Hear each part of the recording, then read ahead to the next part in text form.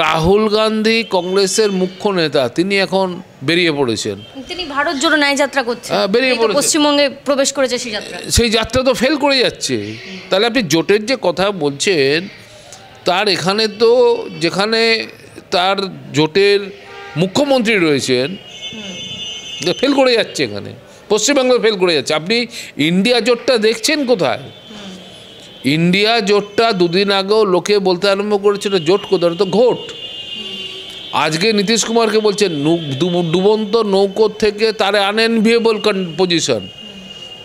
আজকে মমতা বন্দ্যোপাধ্যায় যদি মনে করেন কংগ্রেসের সঙ্গে গেলে আমি হেরে যাব বা আমি লেফটের সঙ্গে গেলে হেরে যাব, তাহলে উনি কেন যাবেন? এই প্র্যাকটিক্যাল পলিটিক্সটা তো বুঝতে হবে। উনি বলছেন আমি একা লড়বো, এর ভিতরে তো খুব বিরাট কোনো সমস্যা রাজনৈতিকভাবে আমি দেখতে পাচ্ছি না। তাহলে বিজেপির পরে যে একচেটিয়া ভোট হওয়ার কথা একটা আভাস পাওয়া যাচ্ছিল এই রাম মন্দির প্রভায়ে, তাহলে সেটাই কোথাও গিয়ে কি প্রতিফলিত হতে চলেছে এবার লোকসভা নির্বাচনে? দেখুন, এই রাম মন্দির ইস্যুটা তো উত্তর ভারতে একটা বিরাট ঘটনা বটেই, কারণ সেখানে রামের একটা নির্দিষ্ট একটা কম্পন আছে, যেটা ভারতের অন্য জায়গায় বিশেষ করে পশ্চিমবাংলায় সেইভাবে মানুষ রামের নামে উজ্জীবিত হয় না, কিন্তু উত্তর ভারতে হয়। বিহারে জাতিগত জনগণনাতে কিন্তু বিজেপি শিওর হতে পারেনি যে আমাদের রামের এই হাওয়া জাতিগত জনগণনাকে একেবারে ওভারশুট করে দেবে, একেবারে ভাসিয়ে নিয়ে চলে যাবে। যদি তারা কনফিডেন্ট থাকতো তাহলে তারাই তো বলেছিল দরজা বন্ধ করে, তাহলে তার দরজাটা খুললো কেন? এবং নীতিশ কুমার তো বিজেপির শর্তে তিনি চিফ মিনিস্টার হয়েছেন এমন তো মনে করছি না। তিনি চিফ মিনিস্টারই হয়েছেন।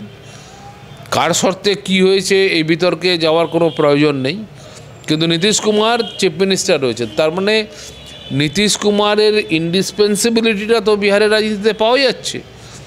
আরজেডি তো বলেনি যে তুমি সরে যাও, এখন তেজস্বী যাদব চিফ মিনিস্টার হবে, তাহলে নতুন জোটে আরজেডি সবথেকে বৃহত্তম পার্টি, তৃতীয় সংখ্যার পার্টি হচ্ছে জনতা দল ইউনাইটেড, আজকে দ্বিতীয় সংখ্যার পার্টি হচ্ছে বিজেপি, তৃতীয় সংখ্যার পার্টি হচ্ছে জনতা দল ইউনাইটেড।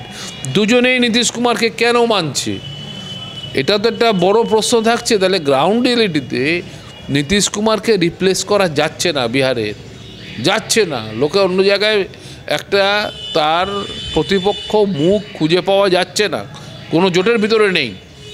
তারপরে ওখানে কে কী করলো না করলো, তিনি কার সাথে জোটে যোগদান করলেন, তিনি ডিগবাজি খেলেন কি হেঁটে এলেন, এগুলো ইম্পর্টেন্ট না। ওখানে জাতিভিত্তিক ভোট হবে অধিকাংশই, মানে পুরো নয় যে যাদবরা 100% যাদবই লালু যাদবকে ভোট দেবে এটা নয়, আর নীতিশের ওই কুর্মী 100% কুর্মী নীতিশকে ভোট দেবে এটাও নয়, কিন্তু অধিকাংশরাই ভোট দেবে। সে যেখানেই যাক সেখানেই যাক, তারা নেতা তাকে সিলেক্ট করেছে। তাহলে যদি একজন ব্যক্তি বা একটা দল সেই রাজ্যের জন্য একটা গভর্নেন্স, আপনি দুর্নীতি শুনেছেন বিহারে, দুর্নীতি কি নেই? নিশ্চয়ই আছে। ভারতবর্ষের গণতান্ত্রিক পরিকাঠামোতে ব্যুরোক্র্যাট, পলিটিক্যাল লিডার সেটা দুর্নীতি করছে না, বিজনেসম্যান ট্যাক্স ইভেট করছে না, এটা কেউ বলবে না, এটা কখনো হয় না। কিন্তু আজকে ভারতের বিভিন্ন জায়গায় যেরকম র্যাম্প্যান্ট করাপশান চলছে, তার ছিটে ফোটা কণামাত্র এই 18 বছরের নীতিশ কুমারের শাসনে আপনারা শুনেছেন। আজকে লালু যাদবের এতে ল্যান্ড স্ক্যাম হচ্ছে ফর জবের বদলে উনি জমি নিয়েছেন, এটা সিবিআই ইডি এটা তাকে ডেকেছে 9 তারিখে, দিল্লির কোর্ট ওদের পুরো পরিবারকে ডেকেছে আগামী 9 ফেব্রুয়ারিতে। তাহলে নীতিশ কুমারের বিরুদ্ধে তো নেই কোনো। আর গ্রাউন্ড রিয়েলিটি তো আমরা জানি, ওখানকার যারা ক্ষমতায় আছে, পঞ্চায়েত হোক বা কর্পোরেশন হোক অথবা মন্ত্রীরা, কে কোথায় টাকা লুকিয়ে ফুকিয়ে রেখেছে আমি বলতে পারবো না, কিন্তু ওদের যা জীবনযাত্রা, যেভাবে ওরা চলাচল করে, তাতে তো কেউ বলবে না যে ওরা হ্যাঁ সচ্ছল, পুলিশের গাড়ি আছে। তাহলে এনডিএতে গিয়ে জেডিইউ এবং তাদের সঙ্গে নীতিশ কুমারের ভবিষ্যৎ একেবারে পাকাপোক্ত হয়ে গেল বিহারের। এটা ভবিষ্যতের প্রশ্ন না, এটা হচ্ছে দেখুন পলিটিক্স কেউ বলে যে it is the game of opportunity, সেটা তার অ্যাকশানে মনে হয়, কিন্তু আসলে পলিটিক্স হচ্ছে গেম অফ কম্পালশন। আজকে নীতিশ কুমার আরজেডি, কংগ্রেস, লেফট এদের সকলের সঙ্গে রয়েছে, নীতিশ কুমার চিফ মিনিস্টার। গত নির্বাচনে এমন একটা পরিস্থিতির সৃষ্টি হয়েছিল যেটা গোঁজ প্রার্থী দিয়ে নীতিশ কুমার তৃতীয় স্থানে নেমে আসে। তাই জন্য যে থার্ড পার্টি করে নীতিশ কুমার বা জনতা দল ইউনাইটেডকে বলা হচ্ছে, এটা আমরা অস্বীকার করছি না। গোঁজটাও তো কমব্যাট করার মতো রাজনৈতিক মেধা ক্ষমতা থাকার দরকার ছিল, পলিটিক্সে এটা হবে।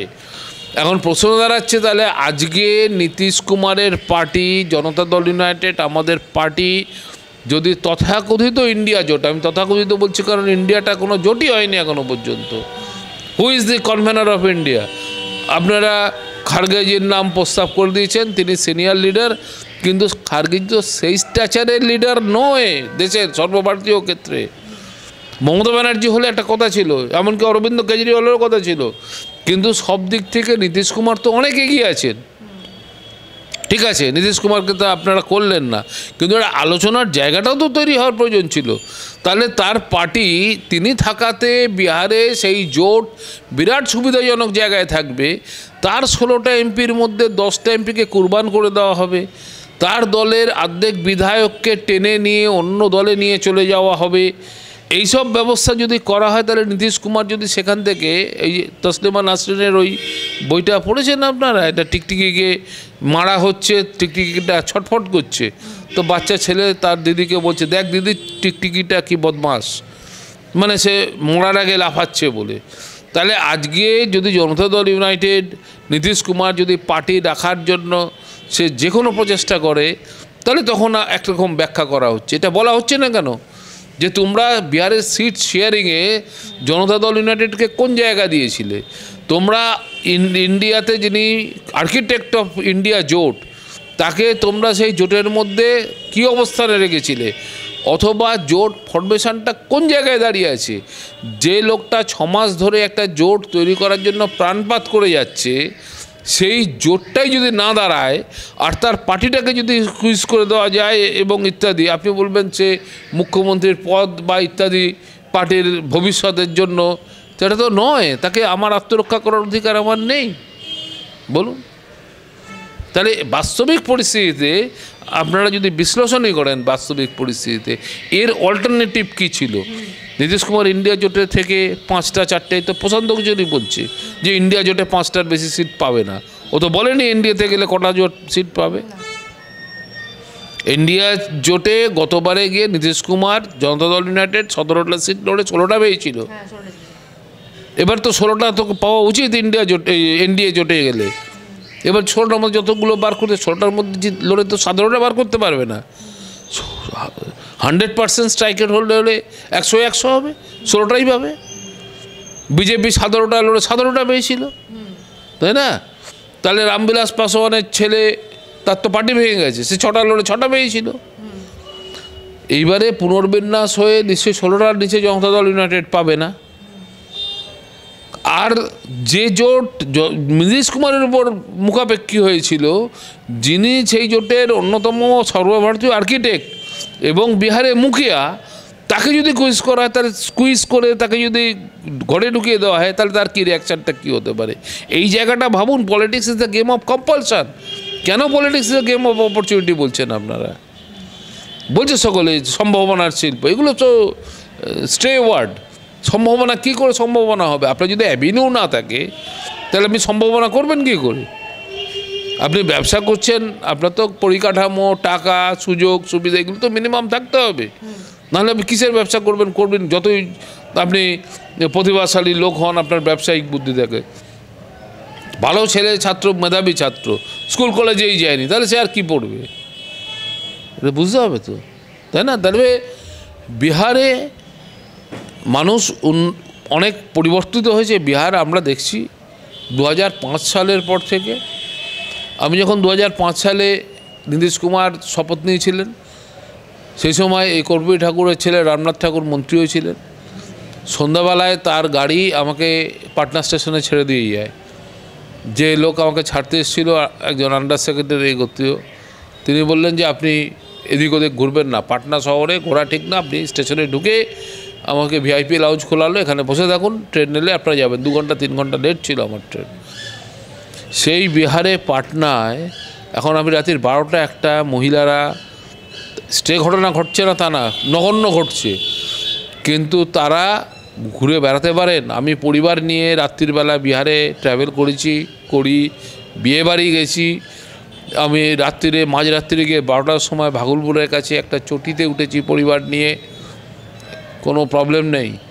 একেবারে গন্ড গ্রাম বিহারের, সেখানেও কোনো ল অ্যান্ড অর্ডারের প্রবলেম নেই। বিহারে আপনাকে তোলা দিতে হয় না, বিহারে সিন্ডিকেট রাজ নেই, বিহারে মদ খাচ্ছে লোকে, কেউ বলছে না যে মদ পুরো বন্ধ হয়ে গেছে, মদের ওখানে চোরা গোপ্তা চলছে, কিন্তু সরকার ধরা পড়লে এটা একটা চরম তাকে শাস্তি বিধান, আপনি বেল পাবেন না। তাহলে এই যে দুর্নীতি, তোলা, সিন্ডিকেট, এগুলোর কথা বলছেন এবং কাকে ইঙ্গিত করছেন আমরা সকলেই বুঝতে পারছি। পশ্চিমবঙ্গের বুকে এই বিষয়গুলির দৌরাত্ম্য যে বেড়ে চলেছে, সেক্ষেত্রে আপনারা এখানে পশ্চিমবঙ্গের বুকে মমতা বন্দ্যোপাধ্যায়ের দলের বিরোধিতা করবেন?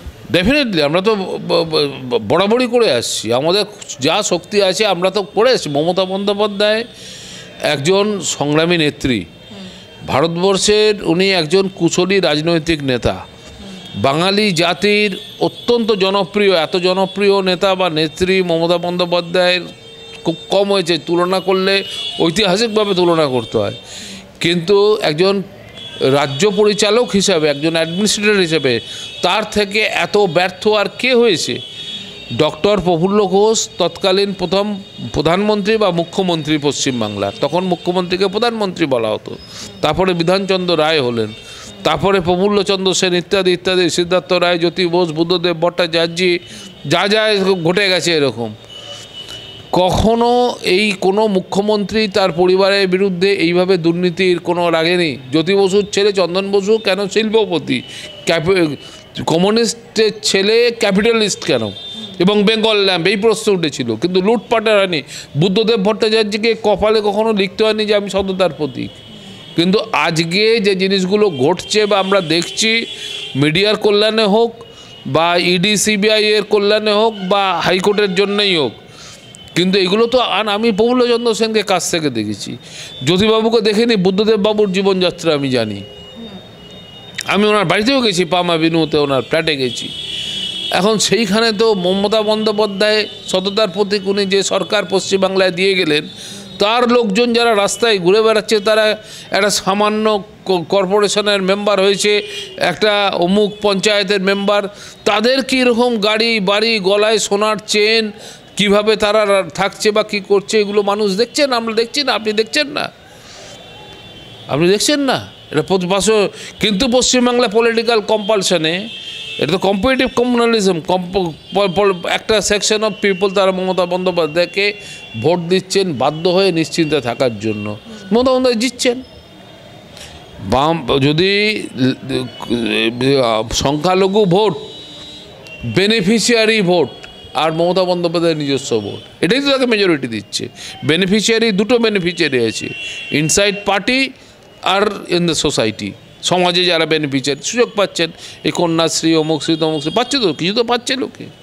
হ্যাঁ, তাহলে ইন্ডিয়া যদি থাকতো, ইন্ডিয়া জোট যদি থাকতো, বা ইন্ডিয়া জোট যদি সেভাবে গঠন হতো, যেন আপনি বলছেন যে ইন্ডিয়া জোট নেই, হয়নি তৈরি, যদি থাকতো, তাহলে আপনারা তো এই বিরোধিতাটা করতে পারতেন না। তাহলে কোথাও গিয়ে জানতেন যে দুর্নীতি সংগঠিত হচ্ছে পশ্চিমবঙ্গের বুকে, বিরোধিতা করা উচিত। যেমন কংগ্রেস, যেমন আপনি প্রথমে শুরুতে বললেন যে কংগ্রেস কেন রাষ্ট্রপতি শাসন চাইছে শরিক হওয়া সত্ত্বেও, কংগ্রেস তো এই বিষয়টা নিয়ে বলছে যে পশ্চিমবঙ্গের বুকে তৃণমূল বিজেপি উভয়ের সাথে আমাদের লড়াই, তাহলে তো সেক্ষেত্রে আপনাদেরকেও বলতে হতো। না না, আমরা তো মমতা বন্দ্যোপাধ্যায়ের সঙ্গে নেই। জনতা দল ইউনাইটেড, আপনি ইতিহাসটা আপনার জানা দরকার আছে। আমরা প্রথম মমতা বন্দ্যোপাধ্যায়ের সাথে বাংলা বাঁচাও ফ্রন্ট, তখন সমতা পার্টি, জর্জ ফার্নান্ডেজ, সেখান থেকে কৃষি জমি বাঁচাও কমিটি, কৃষি জমি ও জীবন জীবিকা রক্ষা কমিটি, তারপরে সন্ত্রাস বিরোধী নাগরিক মঞ্চ, আমরা 2006 মমতা ব্যানার্জির সাথে অ্যালায়েন্সে বিধানসভা নির্বাচন লড়েছি। তো 2011 সালে উনি কংগ্রেস এবং এসইউসির সাথে জোট করলেন, বাকি যারা ছিল তাদেরকে সব ফেলে দিলেন উনি। ঠিক আছে, তারপর থেকে আমাদের কোনো ইয়ে নেই, আমরা তো মমতা বন্দ্যোপাধ্যায়ের সঙ্গে নেই। আমরা 2016 সালে আমরা বাম কংগ্রেসের সাথে জোট করে এখানে পশ্চিমবাংলায় আমরা নির্বাচন লড়েছিলাম বিধানসভা। সুতরাং আমরা এখানে সেটা তো এখানে পশ্চিমবাংলায় তো আপনারা ইন্ডিয়া জোট বলছেন, ইন্ডিয়া জোট তো পশ্চিমবাংলায় কখনো তৈরিই হয়নি। না, যদি গঠন হতো, আমি এটাই বলছি, যদি গঠন হতো, মানে যেটা আমি বলছি রাজনৈতিক স্তরে, জাতীয় স্তরে যেটা বারংবার আলোচনা হয় যে সব চোরেরা মিলে একসাথে বসেছেন এবং তারই সঙ্গে পরিবারতন্ত্রকে কায়েম করার জন্য তারা বসেছেন, যেমনটা বিজেপিরা বারংবার কটাক্ষ করে থাকে যে তারা নিজেদের দুর্নীতি চাপা দিতে গিয়ে একসঙ্গে বসেছেন। তাহলে আপনি বলছেন যে নীতিশ কুমারের দলের কোনো কারাপশনের রেকর্ড নেই, তারা দুর্নীতি করেননি, তারা সুশাসন চালিয়েছেন, তাহলে তারা কি করে মমতা বন্দ্যোপাধ্যায়ের সঙ্গে এতদিন বসেছেন? শুনুন, এটা তো মমতা বন্দ্যোপাধ্যায়ের সাথে বসেছেন, তখন তো আর মমতা বন্দ্যোপাধ্যায় ক্ষমতায় আসেননি। 2011 সালে তো মমতা বন্দ্যোপাধ্যায় আসেননি। এটা তো স্ট্রেঞ্জ বেড ফেলোজ ইন পলিটিক্স। আপনি এটা যদি আপনাকে বলি তাহলে রাজনীতিটাকে অন্য প্রাঙ্গণে নিয়ে চলে যেতে হবে। ব্রিটিশ সেনাদের নিয়ে সুভাষচন্দ্র আজাদিন স্বাধীনতা বাহিনী তৈরি করেছিলেন। এটা নেতা এবং নেতৃত্বের উপর নির্ভর করে রাজনীতির ক্ষেত্র। আজকে যদি নীতিশ কুমার ফ্রি অ্যান্ড নীতিশ কুমারের 15 মাসের সরকারের বিরুদ্ধে লুটপাট, এই যে ইন্ডিয়ার সাথে ছিলেন, আরজেডি ছিল, আরজেডি 15 বছর জনতা দল এবং আরজেডির সরকার বিহারকে যা দিয়েছে 15 মাস, এবং তার আগে যে 16-17 মাস যারা যখন বিচ্ছিন্নভাবে ছিলেন নীতিশ কুমার, সেই দুর্নীতি বা ইত্যাদি কি আপনারা দেখতে পেয়েছেন? এই তো কয়েকদিন আগে চাকরিদের মানে একদম দিল। করা হলো। হ্যাঁ, কটা টাকা সেখান থেকে আপনার তুলেছে শুনতে পেয়েছেন? তাহলে 3 লক্ষ 3.5 লক্ষ চাকরি দেওয়া হচ্ছে। এখানে তো 2000, 3000, 10,000 চাকরির কথা বলা হয়। আর যদি 3.5 লক্ষ চাকরি দেওয়া হয় বিনা একটা পয়সা হস্তান্তরে, সেই সরকারকে আপনারা বাহবা দেবেন না? দেশের ছেলেমেয়েরা চাকরি পাচ্ছে এবং তারা তাদের যোগ্যতা অনুসারে চাকরি পাচ্ছে। তাহলে সেই সরকারকে আপনি দেবেন না? সেই সরকারের মুখিয়া নীতিশ কুমার। হ্যাঁ, তেজস্বী যাদবও ছিল, কিন্তু একা তেজস্বী যাদব তো ছিল না, নীতিশ কুমারের ডেপুটি ছিল সে। তাহলে সরকার, স্বরাষ্ট্র দপ্তর, চিফ মিনিস্টারশিপ তো নীতিশ কুমার যৌথ দল ইউনাইটেড হাতে। অ্যাকাউন্টেবিলিটি, রেসপন্সিবিলিটি তো যৌথ দল ইউনাইটেডের। এটা তো বুঝতে হবে। তাহলে এটা শুধুমাত্র প্রচার মাধ্যমে বললে এ কি বলছে ও কি বলছে, এটা তো গ্রহণযোগ্য নয়। আজকে যদি আপনি সেই অর্থে দেখেন যে আপনার যে এজেন্ডা আছে, আপনি যে নিয়ে আমাকে প্রশ্ন করছেন, এটা না করে নীতিশ কুমার কি করতেন? ধীরে ধীরে শ্বাসবদ্ধ হয়ে জনতা দল ইউনাইটেড এবং নীতিশ কুমারের মৃত্যু হতো, আর তার উপর ভিত্তি করে অন্যরা সোকল্ড ইন্ডিয়া জোট, সোকল্ড যেটা কেউ নেই। বিহারে তো ইন্ডিয়া জোট বলতে গেলে এখন শুধু লালু প্রসাদ যাদব, কংগ্রেস ওখানে নন এক্সিস্টেন্ট, আর ওখানে মালে আছে কিছু জায়গায়, সিপিআই সিপিএমেরও ক্ষমতা খুব নগণ্য। আপনারা মনে করছেন আবার পুনরায় লালু প্রসাদ যাদব তিনি পূর্ণ ক্ষমতা নিয়ে, জাতভিত্তিক যাদব আছে, তারা ক্ষমতা, তার সংখ্যা আছে, তারা সমর্থন করছেন, আরজেডি পার্টি ওখানে রয়েছে, তারা যদি আপনাকে সমর্থন করে সুশাসনের জন্য বিহারে, আপনি নেবেন না কেন? আপনার প্রবলেম কি আছে, তাই না?